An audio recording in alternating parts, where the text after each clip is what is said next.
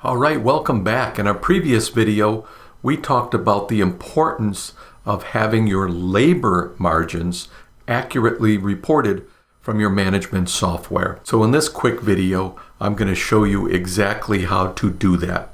Now, don't get lost in the weeds. Truth be told, we're going to talk about some calculations, some math.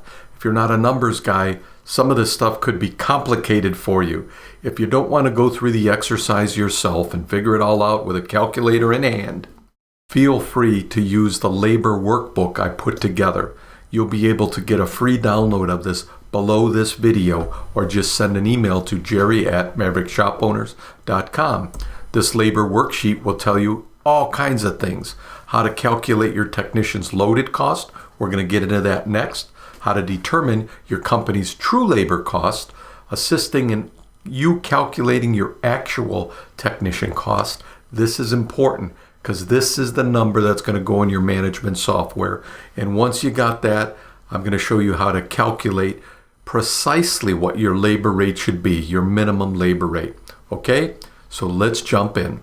When you pay an employee, and specifically for this example, we're talking about a technician, you're not just paying that technician his salary or his hourly rate or his flat rate per hour, whatever that is. There are a lot of things to consider and things that actually make his compensation much more than you might have thought. So let's talk about some of the taxes that need to be calculated into that. The employer side of the taxes. Of course, you have FICA, which is Social Security. You've got the Medicare. These are federal taxes. You have federal unemployment. And then, of course, the state needs to get its share. So we have state unemployment, which varies, by state and so forth. And then there's things like even workers' compensation. Most states have that.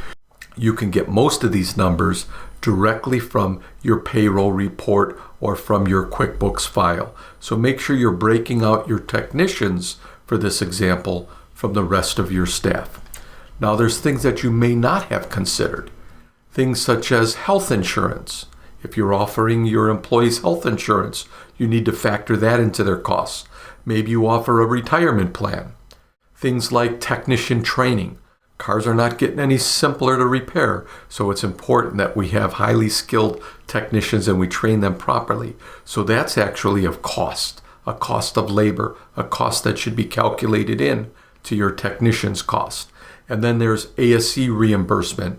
I've always reimbursed my technicians for their ASE, their ASE tests and so forth. It's not a big number, but again, let's calculate it. And then there's some other things, that you may not have thought about. Things like, potentially uniforms. If you're buying your technicians any tool or you offer them a tool allowance, all of this goes in to calculating your true labor cost. So again, this is what it looked like for my shop. It included all of the things we talked about. You've got your FICA, both Social Security and Medicare. It's got federal unemployment, state unemployment, health insurance, which, today is a big thing. It ranges for most employees between $5,000 and $10,000 a year. So again, if you're contributing to your employees' health insurance, you want to make sure you include that in the cost. And then, as I mentioned, technician training, ASE reimbursements, things like uniforms, things like that. So what you want to do is either figure all of this out yourself or use the spreadsheet that I talked about earlier. That'll be a download at the end of this video. So why is this important? Because you can see in this example, this particular shop has 2 technicians working for it on the payroll. You can see that what we actually had for compensation, which included their salary, all the wages, holidays, vacations, spiffs, bonus, all of that for the entire year equaled $151,665. But when we add in all of the taxes and benefits, you can see the actual or the true technician cost for this shop for the year was not $151,665. It was actually $193,496. So it's important when you're looking at technician cost that you include all of these variables in that number. So remember, we talked about in the previous video about how inaccurate labor cost can skew your labor margins. So it's important we get that right. So again, you want to write down that number, whatever it is for you, your true technician cost for the time period. In this case, it's annual for the entire year. Now you're going to just do some simple math, because what we want to get to is what our actual technician cost per hour is. And it's simple math. You're going to take that 193, 496 in this example, but you want to use your numbers. And all you're going to do is take that number and divide it by your billable hours, the actual hours billed for your shop during that period. So in this example, you can see the 193, 496.55 divided by the actual billed hours for this particular location, which were 3120. When I do that math, it tells me that my actual technician cost per hour is $62.02. $62.02. That's the number you want to put in your management software for each one of your technicians.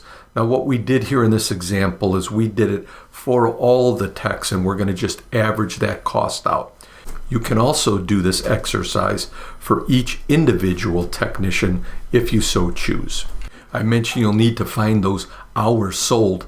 This is what it looks like in TechMetric. Hours sold will be at the top of the report for that time period. And if you're using Mitchell or another management software, this is a business summary example from Mitchell, and you could see those total labor hours sold will be in the labor stats on the business summary report. All right, well, that's going to do it for video number 2. Now on the next video, I'm going to share with you exactly how to calculate what your labor rate should be.